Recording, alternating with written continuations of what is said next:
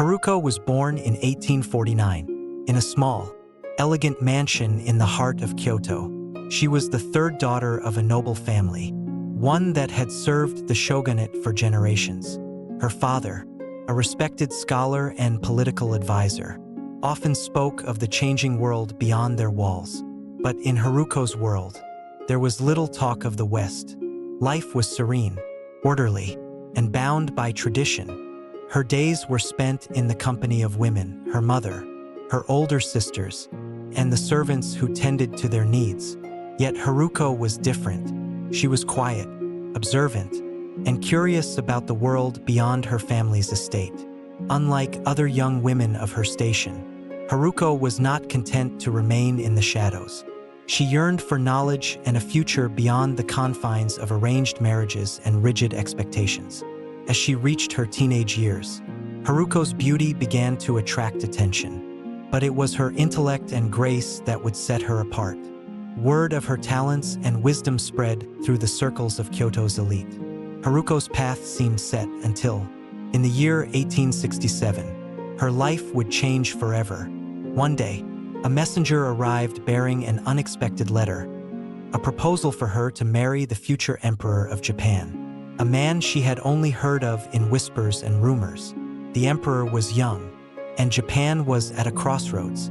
The world outside Japan was changing, and the Tokugawa shogunate's rule was weakening. This marriage, Haruko soon learned, was not simply a union of hearts, but a political decision, an alliance that would alter the course of Japanese history forever. The sun rose over the serene streets of Kyoto in the early 19th century, casting long shadows across the traditional wooden houses.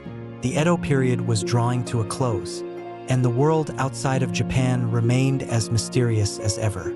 But for Haruko, a young woman born into a prestigious family of the samurai class, life followed a predictable path, one that was steeped in tradition, discipline, and honor.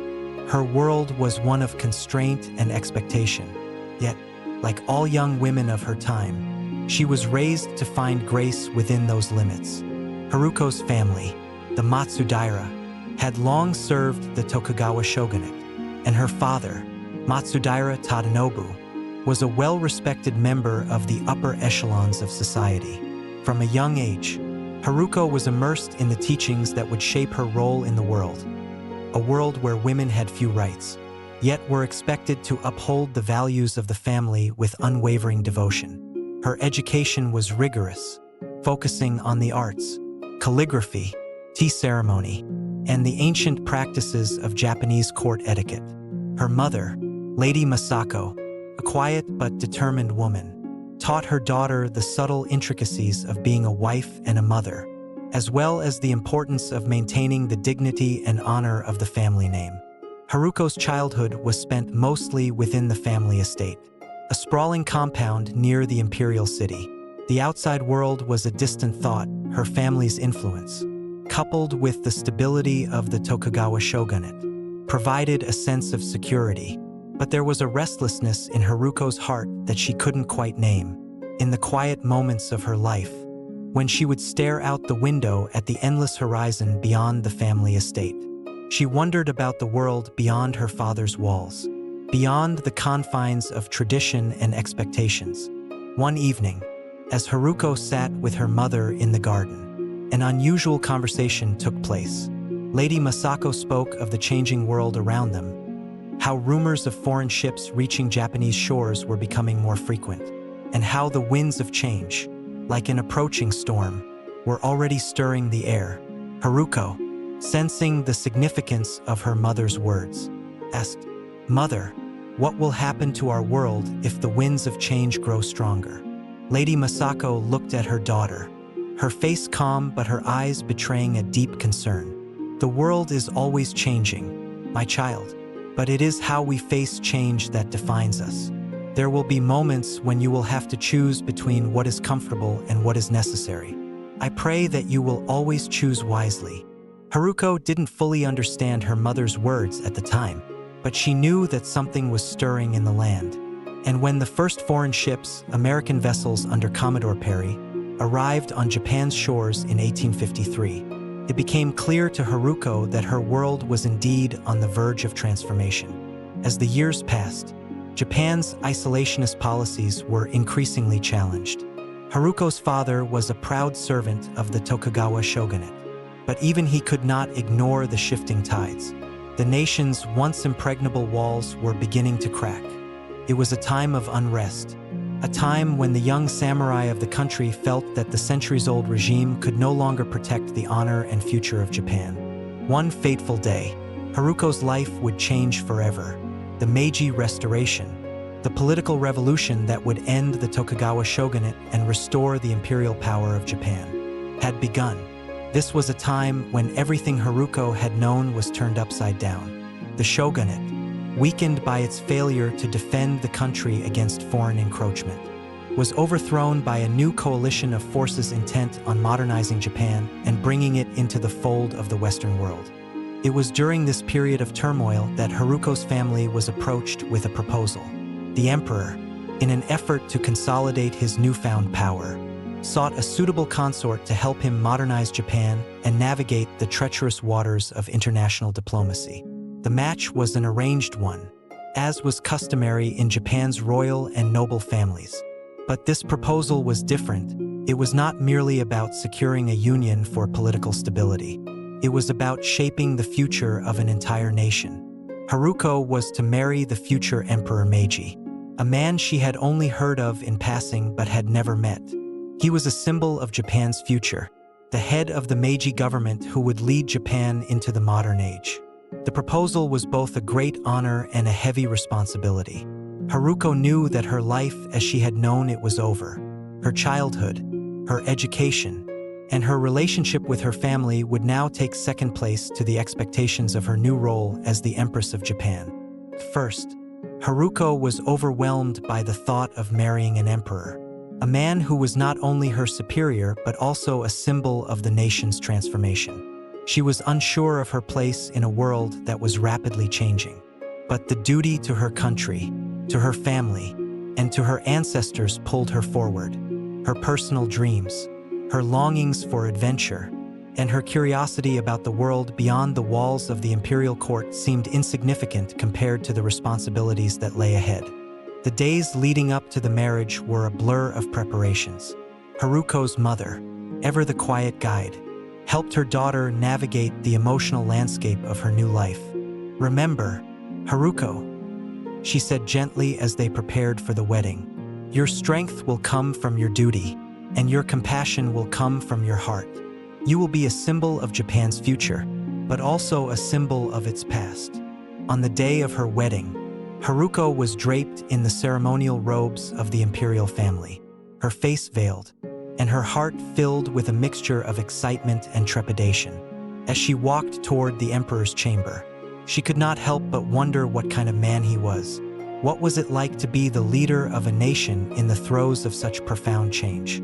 The moment she stepped into the room, she was greeted by the emperor, a young man, dignified but not yet the powerful symbol he would become. His eyes were kind, but there was an unspoken weight about him, a recognition of the immense responsibility that he would soon bear. And with that first, silent meeting, Haruko understood that her role was not simply to be his wife, but to be his partner in a grand experiment, the modernization of Japan. The winds of change were blowing through Japan. The Edo period, with its rigid class structures and isolationist policies, was beginning to crumble under the weight of foreign pressure. Haruko, now in her late teens, could feel the tremors of transformation in the air. But for her, the transformation was more personal. The day she would marry the man who would soon become Emperor Meiji seemed inevitable. But it was a future that still loomed before her with an uncertain, almost daunting intensity. At the time, Japan had been closed off to the outside world for more than 2 centuries. The Tokugawa shogunate had ruled the country with an iron grip, keeping foreign influence at bay. But the arrival of American warships, under Commodore Matthew Perry, had shattered Japan's isolation in 1853, The forced signing of unequal treaties with the United States and other Western powers brought humiliation and a growing sense of unrest. The shogunate was weakened, and many in the country, including the emperor's court, felt the pressure to adapt to a rapidly changing world. For the Matsudaira family, the winds of change meant more than just political upheaval. It meant that Haruko's destiny was about to be rewritten. Haruko had always known that her marriage would be arranged. It was the way of things in her society. As a daughter of the samurai class, her duty was to uphold the family's honor and ensure that it continued to thrive. Her beauty, intelligence, and grace were not just gifts. They were assets to be used in service of the family's position. But Haruko never quite understood the full weight of her future until the moment the proposal came. It was a bright morning in the spring of 1866 when her father received the formal letter. Haruko had been studying in the garden, reading from a book of poetry, when her mother came to find her. The look on her face was unreadable, but there was a quiet sense of urgency in her steps. Haruko set the book aside and followed her mother into the main hall. There, her father was waiting, holding a letter sealed with the Imperial crest. "Haruko," her father began, his voice steady but carrying an undertone of formality. "The time has come for you to fulfill your duty."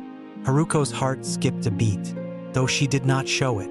She had been prepared for this moment, but now that it had arrived, she was unsure how to feel. She had known for years that her marriage would play a key role in the larger politics of Japan. But the reality of it, the gravity of it, was more than she had imagined. Her father continued, his words cutting through the air with the precision of a sword. "You are to be married to His Imperial Highness, Prince Mutsuhito. He is to become the next Emperor of Japan." The name struck Haruko like a bolt of lightning. The man who would soon be her husband was a figure of monumental importance, not just to her family, but to the entire nation. Prince Mutsuhito, though still a young man, was at the heart of the movement to bring Japan into the modern world. He had already been chosen to ascend the throne as Emperor Meiji, signaling the dawn of the Meiji Restoration. Haruko had heard whispers of his strength, his vision for the future, and his commitment to changing the very fabric of Japan. But she had never met him. She had only heard stories. And now, in an instant, her life was tied to his. Haruko's mind raced as her father spoke further, outlining the expectations and duties she would soon inherit. Her role would not just be as a wife, but as the Empress of Japan, an emblem of unity, grace, and strength. She would bear the weight of an entire nation on her shoulders, just as her mother had borne the responsibility of raising her in the ways of the court. But there was no time for hesitation. Haruko, now a woman of responsibility, would do as she was told. "I understand," she said softly, her voice steady despite the storm of emotions inside her.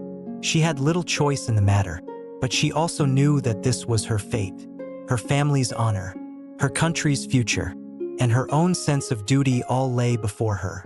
Her mother's hands trembled as she handed Haruko a small embroidered silk pouch. "This is a gift," she said, her voice filled with quiet affection. "It is to remind you of your own strength, of the path you must walk with dignity. You are ready for this, my daughter." Haruko took the pouch, feeling the weight of her mother's words sink in. But as she looked down at the delicate embroidery, she couldn't shake the feeling of uncertainty that gripped her heart. The woman who would soon become the Empress of Japan was still just a girl in many ways, uncertain, unsure, and caught between the world she knew and the world she was about to enter. In the weeks that followed, preparations for the marriage moved forward swiftly.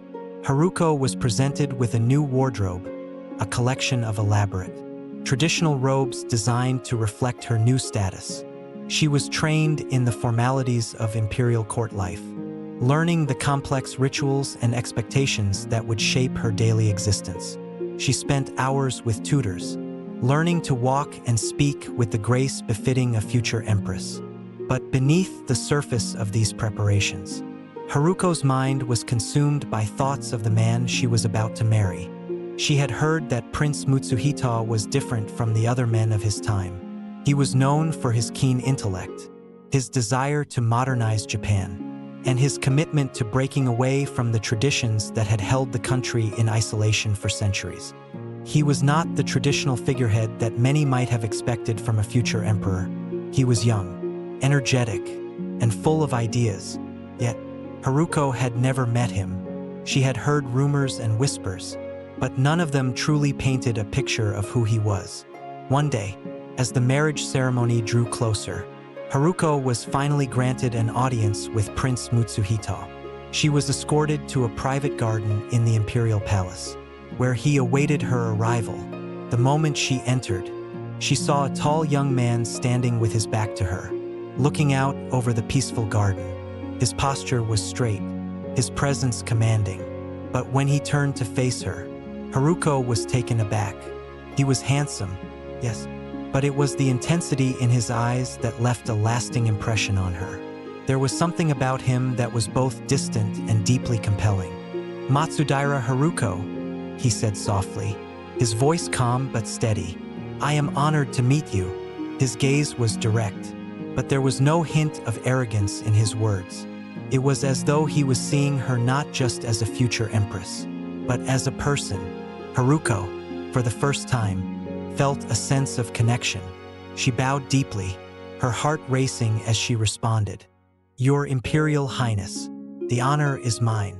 Their conversation was brief but filled with unspoken understanding.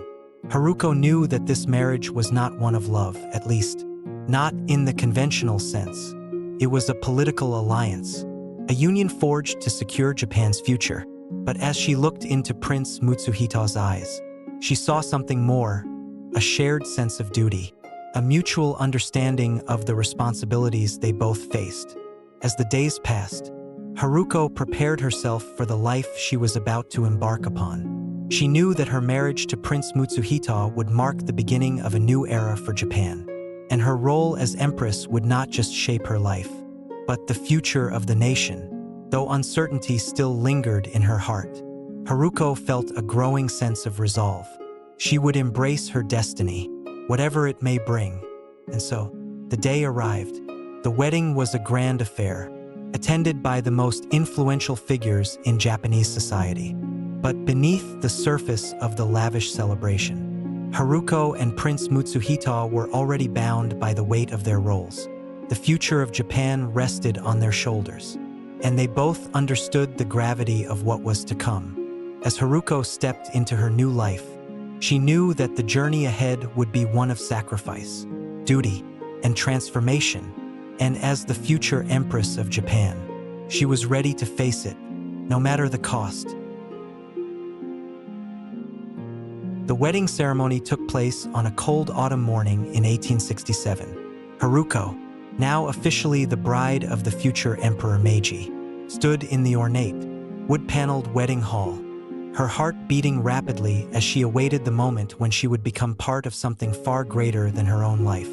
She had been raised to understand the weight of her duty, but nothing could have prepared her for the emotional tumult she would face in the coming years. At the heart of the ceremony was the unspoken truth. Haruko's marriage was not founded on love, but on the survival of a nation. Japan was in the midst of a historic transformation, and the rise of the Meiji Restoration was symbolic of this new era. The role Haruko was about to take on was pivotal not only for the imperial family but for the future of Japan itself. As the rituals unfolded, Haruko felt the weight of every eye upon her. She was no longer just Haruko of the Matsudaira family. She was now Empress of Japan, a title that would shape her destiny and alter her entire existence. The emperor, then a young man in his early 20s, was quiet and distant, focused on the gravitas of the occasion. They had met briefly on a few occasions before the wedding, but those meetings had been formal and distant. Haruko knew little of the man she was about to marry, but she understood the power that came with the title he would one day hold. After the ceremony, Haruko was led to the royal chambers. It was there, behind the intricate wooden screens and silken drapes, that she would begin the life she had been raised to live. The rooms were grand, a reflection of the ancient traditions of the imperial family. But they were also filled with the energy of a nation in flux. Japan had been thrust into a new era, one of modernization, Western influence, and imperial expansion. Yet within these chambers, Haruko was expected to uphold the ancient ways, the traditions that had been passed down from generation to generation. Her first few months in the imperial palace were a blur of formalities, lessons, and introductions. The court was full of old faces and ancient customs. Despite her noble upbringing, Haruko found herself often overwhelmed by the strict decorum and the intensity of the pressure placed upon her. Every gesture was scrutinized, every word weighed, and the constant presence of palace officials and courtiers reminded her that she was now part of a far-reaching institution. The palace was a place of power, but also of isolation. Haruko missed the quiet, peaceful days of her childhood, days when she could wander freely through the gardens of her family estate. Here, in the heart of the imperial palace, the walls felt uncomfortably close. The emperor, now Emperor Meiji, was a man of great intelligence and foresight, but he was also burdened by the weight of his responsibility. The Meiji Restoration was a revolutionary period in Japan's history, one that would reshape the nation politically, economically, and culturally. The emperor was the symbolic leader of this transformation, and while his reign marked the end of the Tokugawa shogunate, it also ushered in a period of profound instability and uncertainty. The court, like the nation itself, was undergoing a transformation. The palace was a place of intrigue, where old loyalties were tested and new alliances formed. For Haruko, the transition from being the daughter of a noble samurai family to becoming Empress of Japan was not an easy one. She had been taught to embody grace and dignity, but these qualities were now more critical than ever. The eyes of the nation were upon her. As the wife of the emperor, she was expected to represent the moral and spiritual foundation of the nation.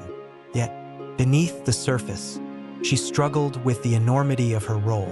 She missed the simpler life she had known as a child, when she could read poetry in the quiet corners of the garden, or practice the tea ceremony with her mother in the imperial palace. However, there was no time for such indulgences.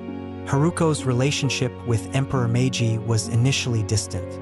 As the empress, she was expected to be a supportive wife, but the demands of the nation meant that the emperor was often absent from their private life. The emperor's focus was on the political and military challenges facing Japan, and he spent long hours in meetings with advisors, strategists, and foreign diplomats. Haruko, meanwhile, was expected to oversee the domestic affairs of the imperial household, which included managing the palace staff and attending numerous court functions. In the early years of their marriage, the emperor and empress had little time for one another. Their relationship was formal, built on respect but not yet on love. Yet Haruko began to realize that this was not uncommon for royal couples. She observed the relationships of other royals throughout the world, understanding that the life of a monarch often required personal sacrifice for the sake of duty. Over time, however, Haruko began to notice a shift in her feelings. She could see the toll that the pressures of ruling the nation were taking on her husband. Emperor Meiji was deeply committed to his role as the leader of Japan, and it was clear that the burden of modernization weighed heavily on his shoulders. There were moments, brief yet poignant, when the emperor would seek her company in the quiet evenings after a long day. He would talk about the future of Japan, about his hopes for the nation and the reforms he wanted to bring about. In those moments, Haruko saw a different side of her husband, one that was filled with passion and vision for the country, but also burdened by the responsibilities that came with his crown. Though their relationship began as one of duty, over the years, a deep and mutual respect developed between them. Haruko understood the importance of the emperor's vision, and she, too, began to embrace her own role in the transformation of Japan. As empress, she became a symbol of the nation's renewal. She attended state events, gave public speeches, and supported the emperor's efforts to modernize the country. Yet, behind closed doors. She was also a woman who longed for connection and understanding, and she found this, little by little, in her relationship with the emperor. As the years passed, Haruko and Meiji's bond grew stronger. They had children together, and she became a loving mother, deeply involved in raising their children and ensuring their education. Haruko's role as a mother became just as important as her role as empress, and she dedicated herself to the well-being of her family. Yet, she never lost sight of the larger picture, the transformation of Japan into a modern, industrialized nation. The early years of their marriage were not easy, but they set the stage for the profound changes that would follow.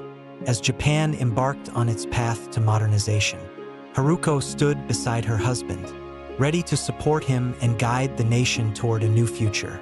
The journey ahead would be fraught with challenges, but together, the emperor and empress would navigate the tumultuous waters of a rapidly changing world, their fates intertwined with the fate of Japan itself. The early years of Haruko's life as empress were filled with both immense responsibility and personal turmoil. She had always been trained to understand the weight of her duties, but nothing could truly prepare her for the complexity of her role in the rapidly changing world of Meiji Japan. As the country transformed from a feudal society into a modern empire, Haruko found herself caught between two worlds, the traditional world of the imperial court and the new, foreign-influenced world that the emperor sought to embrace. In the beginning, Haruko's relationship with the emperor was distant. Emperor Meiji, though kind, was deeply focused on the reforms that he believed were necessary to transform Japan into a world power. His responsibilities were vast, and the pressure of leading a nation through a period of immense change weighed heavily on him. While he was a sovereign and a reformer, he was not the intimate partner that Haruko had imagined when she first entered the palace. Their relationship, though respectful, lacked the warmth and affection that Haruko had hoped for. However, despite the emotional distance between them, Haruko understood that her role as empress was of great importance. She was not just a ceremonial figure. She was the symbol of the unity of the Japanese people, the embodiment of tradition, and the moral compass of the imperial family. Haruko's duties were not confined to mere appearances. She was expected to support the emperor in his reforms and to guide the court in upholding the values of the Japanese imperial family. The court at the time was a strange amalgamation of the old and the new. The influence of Western diplomats and military advisors was palpable, and the court itself was filled with intellectuals and officials who were eager to embrace the new technologies and ideas flooding into Japan. The emperor was surrounded by advisors who encouraged him to adopt Western models of governance, industry, and education. Yet, Haruko was keenly aware that the heart of Japan, the essence of its culture and traditions, was being threatened by these rapid changes. The empress was not without influence. However, Haruko quickly realized that, while her official role may have been largely symbolic, her presence in the court and her relationship with the emperor could be a stabilizing force. She began to meet with court ladies, both noble and common, to hear their concerns, offering counsel and support in ways that went unnoticed by many but were deeply felt by those who sought her advice. Her charm and wisdom became widely recognized, and she was slowly, but surely, making her mark on the court. However, the pressures of her new life were relentless. Haruko's duties as empress required her to balance the delicate and often contradictory demands of the court. On one hand, she had to maintain the sacred traditions of the imperial family, which were deeply rooted in Shinto and Buddhist rituals. On the other hand, she had to adapt to the growing influence of Western culture and political reform. The first few years of the Meiji era were tumultuous, with political unrest and civil strife in various parts of the country.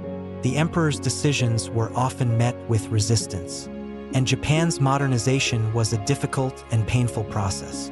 The military reforms, the Industrial Revolution, and the establishment of a new legal system all created tensions between traditionalists and reformists. Haruko's role in these early years was to maintain a sense of continuity and stability amidst the chaos. one of the most significant challenges she faced came in 1873, when the emperor's policies began to push Japan further away from its traditional roots. Westernization, including the adoption of European dress, architecture, and even the use of Western calendars, created a cultural rift in the country. Haruko felt the weight of this cultural transformation deeply, especially as she saw the court's traditional values and practices slowly eroding in favor of foreign ideas. In response, Haruko took a quiet but firm stand. While she understood the necessity of modernization, she also believed that Japan's core values, the sacred traditions of the imperial family, the respect for nature, and the importance of ancestral ties needed to be preserved. She began to introduce more traditional practices into court life, hosting events that celebrated Japanese culture, from tea ceremonies to Shinto rituals, which allowed the people to feel connected to their past even as the nation surged forward into the future. At the same time, Haruko's personal life was becoming more complex. Despite the distance between her and Emperor Meiji, the years brought a growing sense of mutual respect. They began to share moments of intimacy and understanding that slowly bridged the gap between them. Their relationship evolved from one of formality and duty to one of companionship. Although the emperor remained deeply engrossed in his reforms, he began to turn to Haruko for advice on matters of the court and even political strategy. It was a subtle shift, but it was one that Haruko welcomed, as it allowed her to feel more connected to the man she had married. Her influence at court also grew as she became more involved in the lives of Japan's common people. Haruko was particularly concerned with the well-being of women and children, and she began to champion the cause of education for girls. In a time when education was largely reserved for men, Haruko saw the value in educating women, not only as a means of elevating their social status, but as a means of strengthening Japan as a whole.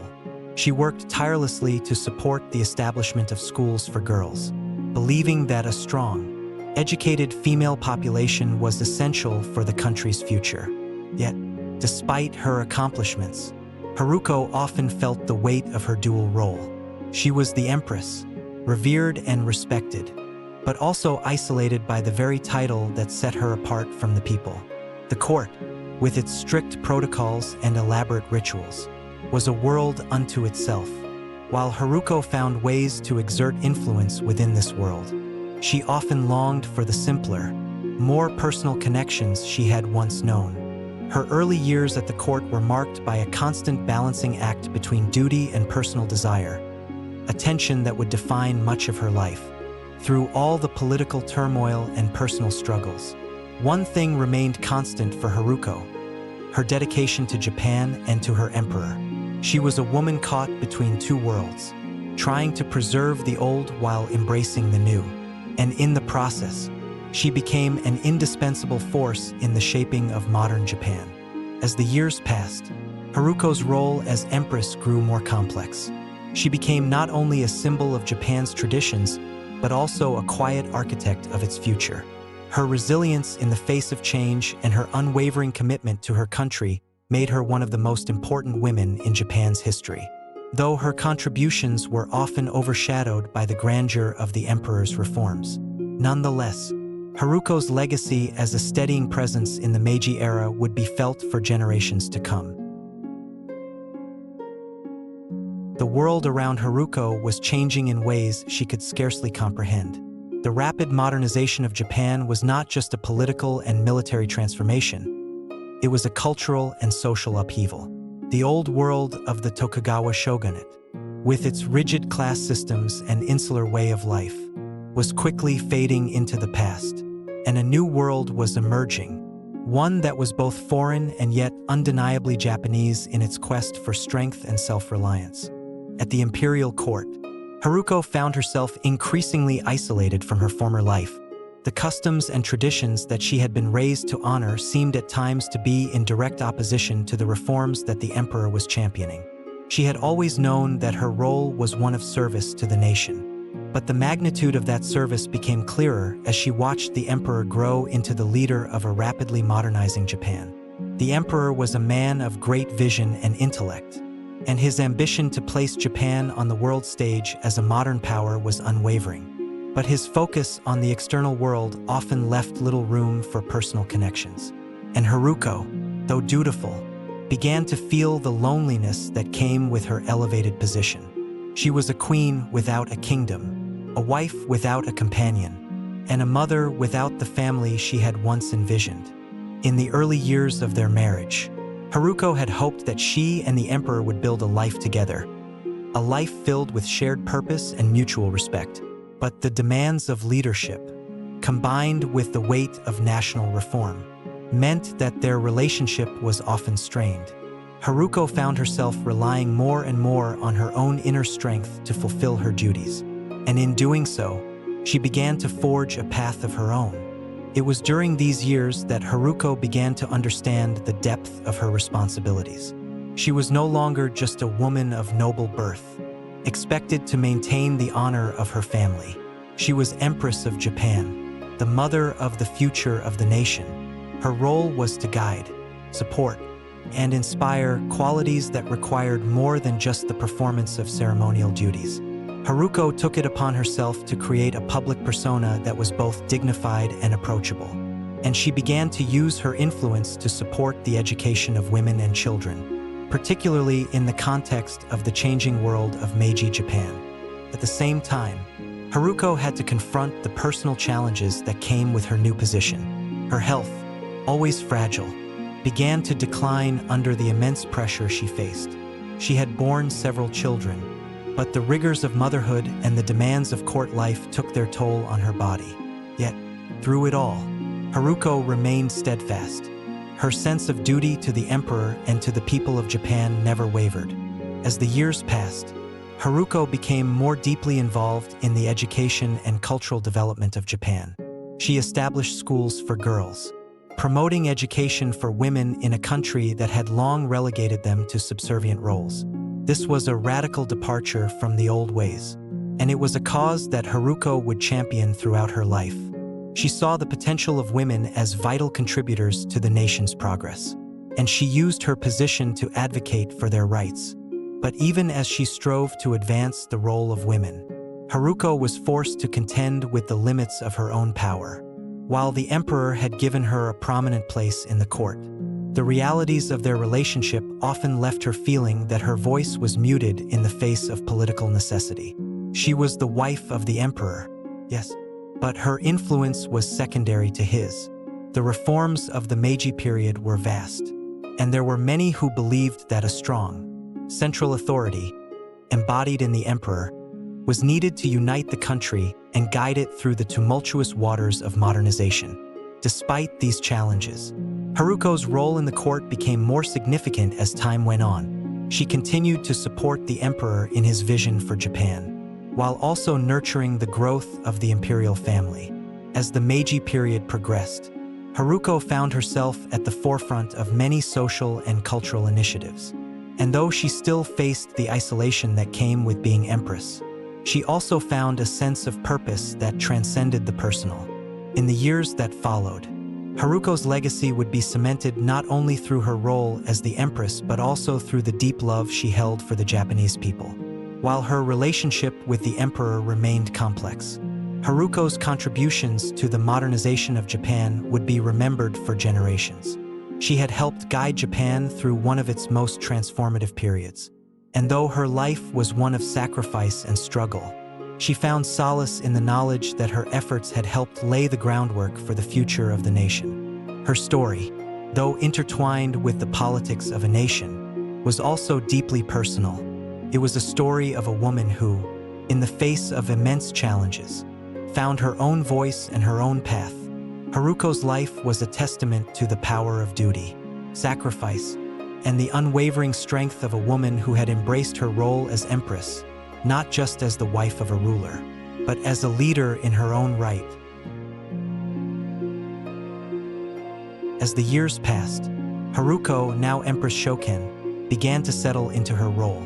Despite the challenges that came with it, the weight of her position remained heavy on her shoulders. But she had learned to balance the demands of the imperial court with her personal reflections. The Japan that she had once known was no longer the same. It had transformed in ways that were both exhilarating and terrifying. The emperor, whom she had married out of duty, had become a man she respected deeply. Over time, their relationship evolved into one built on mutual understanding and a shared commitment to the nation. Though their connection had not been founded on love, it had matured into a partnership of great significance. Haruko knew her place was not just by his side, but in the very fabric of the nation he was building. She had become a symbol of stability in the face of constant change. Her role as empress was not without its sacrifices. She had seen the rapid industrialization of Japan, the rise of its military power, and the influence of Western nations. Japan's victories in the wars against China and Russia brought pride to the people, but they also brought a deeper understanding of the cost of progress. For Haruko, the realization that Japan's modernization came with significant pain and loss was not easy to bear. She had witnessed firsthand the struggles of the people who had been left behind in the wake of the country's rapid development. In her later years, Empress Shoken became a stabilizing force for the imperial family. She guided her children, ensuring they were raised with a sense of duty to their country and the traditions of their ancestors. Her legacy, however, was not solely built on her children or her role as a symbol of the state. She had also become a patron of cultural preservation, seeking to balance Japan's newfound embrace of the modern world with a respect for its rich, ancient traditions. It was in the quiet moments of reflection that Haruko understood the true depth of her journey. She had come to the imperial court as a young woman, unsure of her place in the world, and had evolved into a queen who had helped guide a nation through one of the most tumultuous periods in its history. She had seen the country transition from a feudal society to a modern empire, and she had played a significant role in ensuring that Japan's history and culture were not lost in the winds of change. By the time the emperor passed away in 1912, Empress Shoken had already established herself as a pillar of strength and wisdom. She had not only fulfilled her duties as empress, but had also managed to navigate the complexities of being a woman in a rapidly evolving society. Her relationship with Emperor Meiji had deepened over the years, and though their marriage had started as a political alliance, it had blossomed into a partnership based on mutual respect and understanding. As Empress Dowager, Haruko continued to support the imperial family. She advised her son, the new Emperor Taisho, and helped guide him through the early years of his reign. Her wisdom and grace were widely acknowledged, and she became a beloved figure in Japan, representing the continuity of the imperial family in an era of sweeping changes. Her legacy was also one of reconciliation. She had witnessed the struggles of a nation torn between tradition and modernity, and through her actions, she had helped to heal some of those divisions. Empress Shoken had been a symbol of Japan's resilience, a woman who had not only embraced change, but had also ensured that the nation's rich history and culture were not forgotten. In her later years, as she sat in the quiet of the imperial palace, Haruko often thought back to the days when she had first entered the court. Uncertain of her place in the world, she had been a young woman, filled with dreams and doubts, unsure of the immense responsibility she would carry. Now, looking back on the decades of her reign, she saw not just the struggles and sacrifices, but the immense sense of pride that came with her role. She had helped to shape the future of Japan, not as a passive observer, but as an active participant in its history. The end of her life came quietly, and though her passing marked the end of an era, her legacy lived on. The country she had helped to shape was on the brink of becoming one of the greatest powers in the world, and the foundations she had helped to lay would continue to guide Japan through the challenges of the 20th century. Empress Shoken had not only been a wife, a mother, and an empress. She had been a leader, a mother of the nation, and a symbol of the continuity of Japan's imperial heritage. Her story was one of sacrifice, strength, and wisdom, and her legacy would remain an integral part of Japan's history for generations to come. As the sun set over the palace, casting a warm glow on the tranquil gardens, Haruko, now a revered Empress Dowager, closed her eyes for the final time, knowing that she had fulfilled her duty to her family, her country, and her emperor. Her life had been one of service, and in that service, she had found her true purpose. She had lived through an era of unprecedented change and had emerged as a symbol of Japan's strength, resilience, and unwavering commitment to preserving its unique identity in a rapidly modernizing world. Her legacy, like the nation she had helped to build, would endure for generations to come.